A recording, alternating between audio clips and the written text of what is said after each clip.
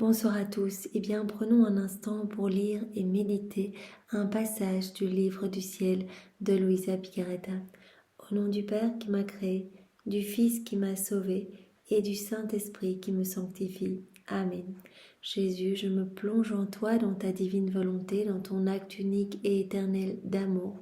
Je m'unis à toi, je m'identifie à toi, je me consume en toi, je fonds ma volonté dans la tienne, je la fusionne dans la tienne et je t'invite comme tous les jours dans ma vie, dans mon cœur pour que tu le nettoies, que tu le purifies, que tu l'embellisses, que tu le sanctifies, que tu y retires tout ce qui est ni toi, ni de toi, ni pour toi, tout ce qui ne te plaît pas, Seigneur, tout ce qui résulte de ma volonté propre. Nettoie tout, retire toutes ces grandes mauvaises herbes et crée cet espace nécessaire pour que ta divine volonté puisse être souveraine, totalement opérante et agissante à partir de mon humanité. Je t'offre mon humanité, je t'offre ma volonté propre, Seigneur, pour que tu t'en serves comme marchepied pour ta divine volonté. Aussi, Jésus, utilise mes mains, utilise mes pieds, utilise chacun de mes regards, mon souffle, mes respirations, mes paroles, mes pensées, que absolument tout soit fait pour toi, pour ta gloire, celle de ton Père, celle de l'Esprit Saint, que tout soit fait par toi et que tout soit fait dans ta divine volonté immergée en toi. C'est ce que je te demande. Alors prends-moi par la main et guide-moi jour après jour. Amène-moi à ce 4e niveau de vie dans la divine volonté pour que je devienne un pur amour comme toi. Et vraiment que ma vie soit une prière continuelle. Je souhaite devenir une source de réjouissance pour toi. Je souhaite que mon âme puisse être un palais céleste dans lequel tu pourras te reposer, déposer tes peines et tes amertumes. Ce que je te demande pour moi, Jésus, tu le sais, je le fais dans ta divine volonté. Donc c'est vraiment au nom de tous que ton règne puisse s'établir sur la terre, que tu puisses être reconnu, aimé, loué, béni, glorifié de tous, que vraiment tu puisses te sentir accueilli dans les cœurs. C'est vraiment ce que je souhaite, que plus aucune âme ne se perde et que ton règne puisse s'établir ici-bas. Je te demande maintenant de venir auprès de chacun de nous bénir. Viens toucher nos cœurs, viens toucher nos intelligences, viens déverser en nous ta sagesse et ta compréhension, ton Esprit Saint, Seigneur, pour que nous puissions accueillir ce nouvel enseignement, que nous puissions vraiment nous en abreuver et que tous ces mots bénis qui sont les tiens puissent nous façonner, nous transformer, que nous puissions les mettre en pratique pour que nos vies portent de beaux fruits pour toi, Seigneur, pour ta gloire. Nous entendons t'offrir de l'amour, de la gloire, des adorations à chacun de nos battements de cœur pour te donner toute cette gloire que les hommes auraient dû te donner s'ils n'avaient pas quitté ta divine volonté.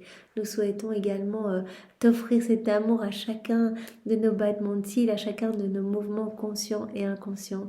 Nous voulons te donner des milliards d'actes d'amour à chaque fois, au nom de tous, pour compenser toutes les iniquités, pour compenser toutes les froideurs, les fermetures de cœur, pour compenser tous les manques de réciprocité à ton amour. Nous entendons y répondre à ton amour continuellement au nom de tous. Nous voulons prendre tout cet amour que les autres ont rejeté, tout ce qui n'a jamais été accepté, ce qui n'a pas été voulu. Seigneur, toi, nous savons que cet amour t'étouffe si tu ne peux pas le donner. Alors donne-nous tout, Seigneur, nous t'ouvrons grand nos cœurs, remplis-nous à rabord de ton amour. Nous allons tout prendre, y ajouter nos je t'aime et tout te redonner au nom de tous. Jésus, maintenant, parle à travers ma bouche, envoie sur chacun de nous ton Esprit Saint, que ce moment fait en union avec toi puisse avoir des retombées dans tous les cœurs. Merci Seigneur. Viens Esprit Saint, viens, par la puissante intercession du cœur immaculé de Marie, ton épouse bien-aimée. Viens Esprit Saint, viens, par la puissante intercession du cœur immaculé de Marie, ton épouse bien-aimée. Viens Esprit Saint, viens, par la puissante intercession du cœur immaculé de Marie, ton épouse bien-aimée. Alors le passage que nous allons méditer est celui du 2 novembre 1927. Nous sommes dans le volume 23 et c'est Luisa qui parle. Je poursuivais mon vol dans la divine volonté, et ma pauvre intelligence était comme fixée en elle. Je comprenais à sa lumière la grande différence entre l'action dans la suprême volonté et l'acte de la créature humaine, bon en lui-même, mais auquel manque la vie du divin fiat. Donc Louisa, elle est totalement dans cette mer de lumière, elle est immergée dans la divine volonté, cette mer comprenant absolument tout, l'œuvre de la rédemption, l'œuvre de la création, l'œuvre de la sanctification, cette mer comprenant la divinité, la volonté, l'humanité de Jésus, ses attributs divins, ses qualités divines. Donc il y a tout, c'est une grande mer de lumière. Et donc là, elle comprend tout avec l'intelligence même de Jésus. Et elle voit vraiment qu'il y a une énorme différence entre faire des actes unis à Jésus, notre volonté fusionnée dans la sienne, et faire des actes aussi bons soient-ils, mais dans nos volontés propres. Parce que ces actes faits dans nos volontés propres il manque cette vie divine. Ils ne sont pas marqués du sceau du divin fiat en fait. Ils sont vraiment purement humains. Une telle différence est-elle possible? Donc elle voit vraiment que c'est énorme la différence. Si extérieurement ces actes pour un regard humain semblent identiques, je mange dans ma volonté propre sans penser à Jésus, je mange dans la divine volonté. L'acte vu de l'extérieur est identique, mais au niveau spirituel, c'est incroyable ce qui se passe. Comme c'est Jésus qui va venir le faire en nous, c'est sa divine volonté qui va être totalement souveraine, qui va opérer dans cet acte, cet acte va pouvoir avoir des répercussions dans tous les cœurs. Des milliers d'âmes vont pouvoir être sauvées. Quand cet acte est fait en union avec Jésus, dans cette union sanctifiante, des âmes du passé sont touchées, certaines se sanctifient, d'autres se repentent, d'autres reviennent à la messe, d'autres découvrent les écrits du ciel, etc. Des âmes du passé, des âmes du présent et des âmes du futur. Quand c'est Jésus qui agit en nous, nos actes ne sont plus humains, mais sont complètement éternels, divins, infinis, magnifiques. Une telle différence est-elle possible? Mon bien-aimé Jésus, se manifestant en moi, me dit: ma fille, la volonté humaine a formé la nuit dans les âmes de la famille humaine. Nous savons bien, quand Adam a quitté la divine volonté, de là ont découlé tous les vices, les maux, les iniquités, les guerres, etc. Cela a vraiment causé la nuit dans les âmes de la famille humaine. Et si elles accomplissent de bonnes œuvres, même de très importantes, étant donné que le bien est en lui-même lumière, elles ne peuvent émettre qu'une multitude de petites lumières comparables à la lumière d'une allumette, d'une lampe à huile ou d'une petite ampoule électrique. Jésus dit, voilà, une âme qui va faire le bien, qui va faire des actes très pieux dans sa volonté propre, comme le bien est source de lumière, elle va émettre une petite lumière. Mais ce ne sera jamais qu'une petite lumière comme une petite lumière d'allumette ou une petite lumière électrique, rien de plus. Tandis que quand une âme agit dans la divine volonté, son acte va former un soleil. Je prononce la parole de la consécration sur cette âme. À chaque fois qu'elle fait un acte dans ma divine volonté, il y a quelque chose de nouveau qui se crée. Je prononce mon fiat créateur. Aussi, toute la cour céleste, les saints viennent se réjouir et viennent vraiment regarder ce que j'ai créé. Par ce fiat créateur, ce qui a été créé par cet acte fait en union avec moi. Mais une âme qui vit dans sa volonté propre et qui fait des petites actions très bonnes, ce ne sera jamais que des petites lumières. C'est en fonction du bien que comporte une action humaine et de leur nombre que seront formées des lumières faibles ou un peu plus fortes. Donc voilà, suivant la multitude de ces actes vraiment faits toujours dans la volonté propre, mais suivant vraiment l'intensité du bien, l'ardeur, etc., la petite lumière sera un peu plus intense, mais cela restera une petite lumière en comparaison à cet immense soleil qui est créé à chaque fois que nous agissons dans la divine volonté. Et si ces actions contiennent du bien, à cause de ces petites lumières, ces créatures et celles qui les entourent ne sont pas dans les ténèbres, mais n'ont pas la vertu de transformer la nuit en jour. Quand une âme fait quelque chose de bien dans sa volonté propre, il y aura un petit peu de lumière, comme disait une toute petite lumière, voilà, comme si on allumait une petite lumière électrique. Mais cela aura une petite portée, cela amènera un petit peu de lumière aux âmes autour de nous. Voilà, on fait quelque chose de bien, il va y avoir des répercussions peut-être sur quelques âmes, une portée très limitée. Mais comme dit Jésus, cette âme qui va faire des actes dans sa volonté propre n'aura pas la capacité, n'aura pas la vertu de transformer la nuit en jour en fait. Ce qui est possible quand une âme fait un acte dans la divine volonté, quand elle fait un acte en union avec Jésus, ce soleil va venir vraiment éclipser les ténèbres de nos volontés propres, les méchancetés humaines, voilà, les blasphèmes, les sacrilèges, tout ce qu'il y a vraiment d'affreux et qui offense au Seigneur, l'âme qui vit dans la divine volonté va pouvoir réparer au nom de tous, va pouvoir vraiment irradier de la lumière même de Dieu en elle. Et cette lumière va venir couvrir un petit peu la laideur du péché et des offenses. Elle vient vraiment offrir de la compensation d'amour à Dieu au nom de tous.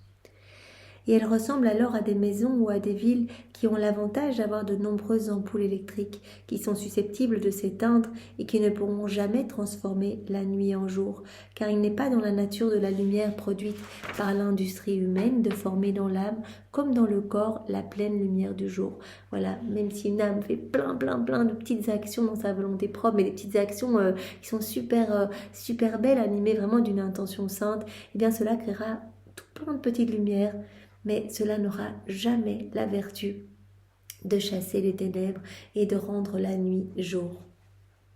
Seul le soleil a cette vertu de pouvoir chasser l'obscurité et de former la lumière radieuse du grand jour qui éclaire et réchauffe la terre et tous ses habitants. Seul le soleil, voilà, comme le soleil ici que nous observons tous les jours, eh bien, le soleil réchauffe, donne vie à tout, donne sa lumière voilà, durant le jour, etc. Et seul ce soleil a cette capacité voilà, d'éclipser les ténèbres.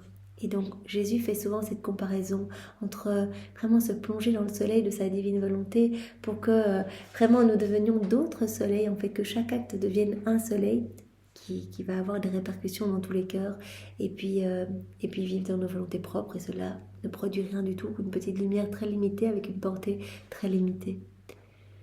Et là où il brille, le soleil communique son action vitale à toute la nature. On le voit ici dans la création, eh bien, le soleil communique vraiment sa vie, son action vitale, sa chaleur sur les plantes. Vraiment, les plantes peuvent grandir grâce au soleil, etc.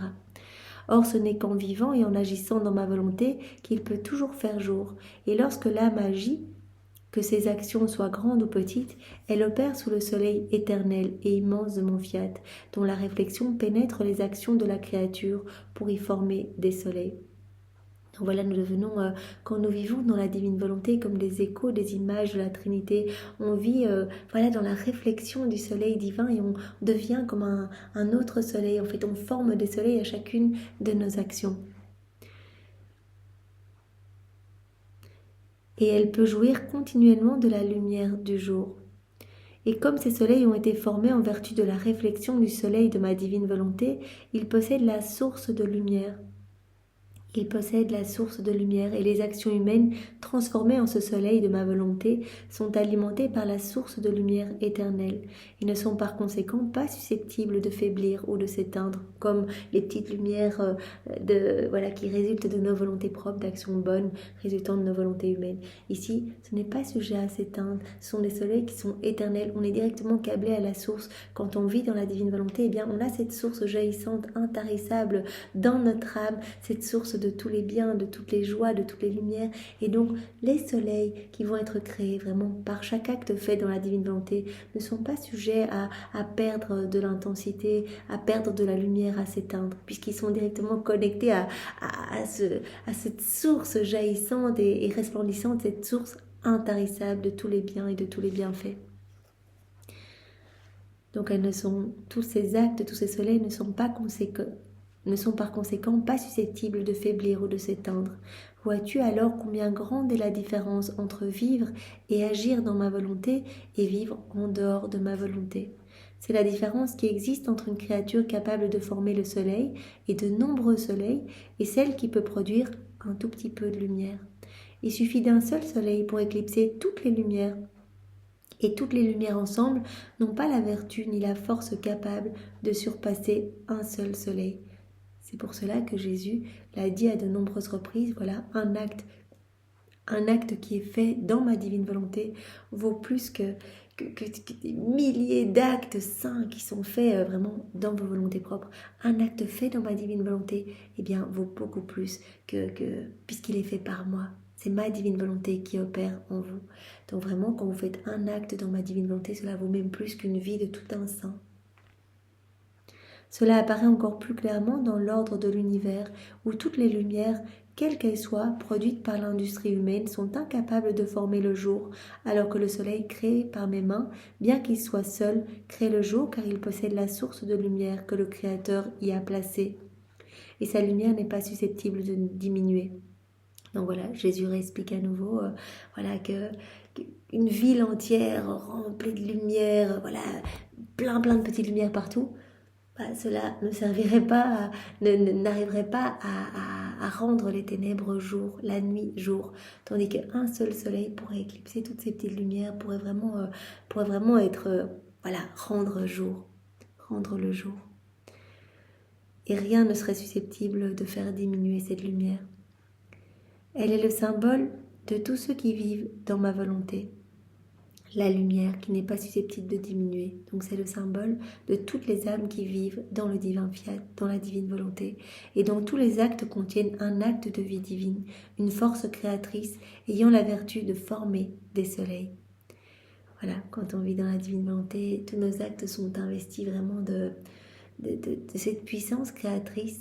Et donc c'est pour cela que quand on prie par exemple dans la divine volonté, eh bien notre prière est multipliée à l'infini. Il y a vraiment ce pouvoir créateur de multiplier tous nos actes à l'infini. On fait quelque chose et notre acte va avoir des répercussions partout. On dit je t'aime à Jésus avec sa volonté, notre je t'aime est multiplié partout. Il vient se répercuter et résonner partout où la divine volonté opère et agit. Et donc dans chaque élément créé, toute la création va résonner ces je t'aime, tout va partir en écho dans le ciel, les bienheureux vont répéter ces je t'aime, etc. Donc c'est vraiment magnifique. Il y a cette force créatrice ayant la vertu de former des soleils. À chaque fois qu'on fait un acte, eh bien c'est un nouvel acte. Quand on fait des actes dans la divine volonté, c'est un nouveau soleil qui se crée. C'est quelque chose de nouveau qui se crée, nouvelle pureté, nouvelle sainteté, nouvelle beauté. Et ma volonté ne s'abaisse pas à former de petites lumières, mais des soleils qui ne s'éteignent jamais. Tu peux par conséquent comprendre que le bien produit par la volonté humaine, bien qu'il ne puisse pas former le jour, est cependant toujours un bien pour l'homme. Voilà, faire le bien dans sa volonté propre, ça reste quand même une petite lumière, c'est pas rien, donc cela va quand même, voilà, amener un petit peu de lumière à l'homme. Les créatures vont recevoir ce bienfait de la lumière dans la nuit de la volonté humaine.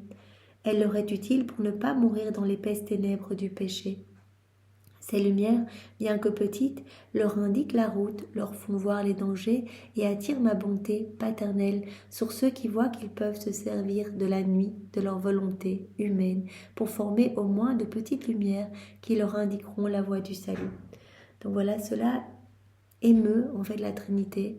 Quand une âme fait des actes, même si elle est engluée dans sa volonté propre, et bien qu'elle essaye de faire le bien avec de bonnes intentions. Cela vraiment génère des petites lumières qui amènent un petit peu de lumière dans cette âme remplie de ténèbres en fait. Quand on vit dans nos volontés propres, et bien notre âme est un petit peu sombre. Et donc ces petites lumières sont toujours un bien, indiquant aux âmes qui vivent dans leur volonté propre la route à suivre, leur indiquant également les dangers à éviter et attirant la bonté paternelle sur elles. C'est exactement cela qui attira sur Adam notre tendresse et notre bonté paternelle. Il comprenait ce qui signifiait la vie dans notre divine volonté, alors que dans ses actes, petits et grands, coulait notre vertu créatrice, qui les revêtait du soleil du fiat éternel, qui étant soleil, avait la vertu de créer autant le soleil qu'il le voulait. Donc Adam, dans son état d'innocence, voilà, tout ce qu'il faisait était vraiment source de lumière, tout créait des soleils, c'était magnifique, tout était investi vraiment du sceau de l'Éternel.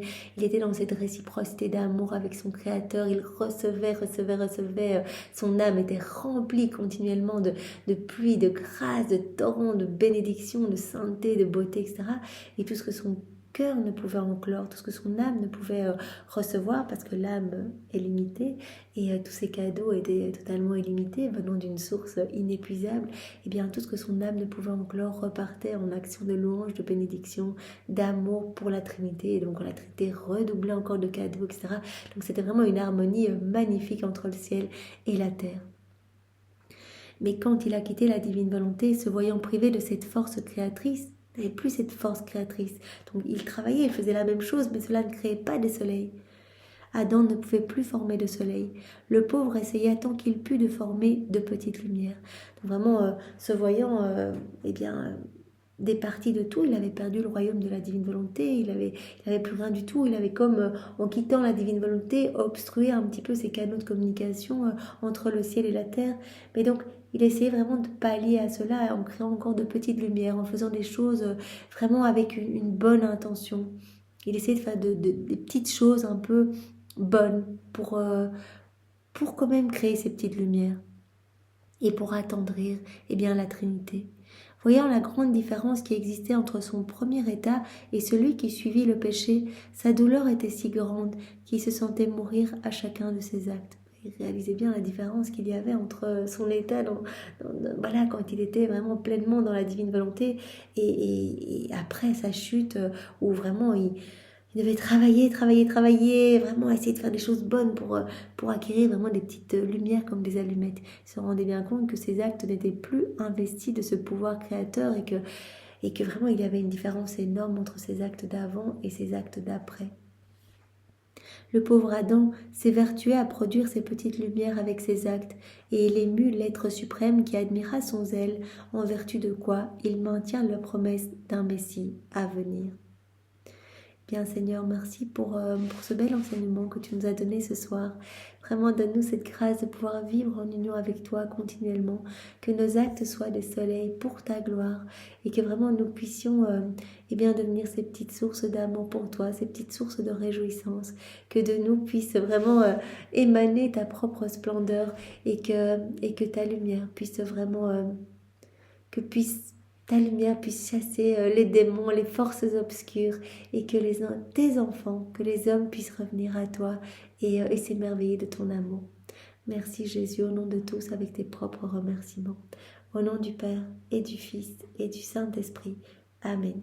Soyez tous bénis. Au revoir.